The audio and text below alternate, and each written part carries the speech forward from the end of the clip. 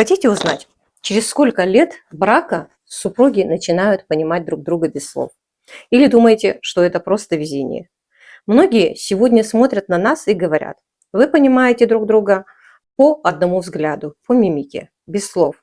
Но никто не видел, какой путь мы прошли. Когда мы только создали семью, каждый пришел со своим характером, своими привычками, своими правилами и своим пониманием жизни. Мы были очень разными. Первые 8-10 лет были непростыми. Мы спорили, ссорились, обижались. Иногда казалось, что никогда не научимся понимать друг друга. К тому же мы еще и работаем вместе. А значит, разногласия были не только дома, но и на работе тоже.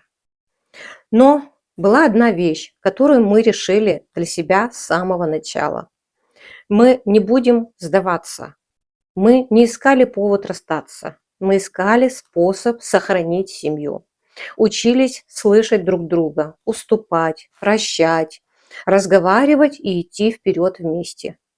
И знаете, что я поняла спустя годы? Счастливая семья – это не там, где не бывает ссор. Счастливая семья – это там, где после каждой ссоры выбирают не уйти, а стать ближе. Сегодня мы действительно понимаем друг друга без слов.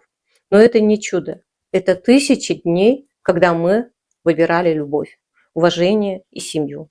Именно поэтому я хочу сказать молодым семьям и своим детям: никогда не сдавайтесь ни в семье, ни в работе.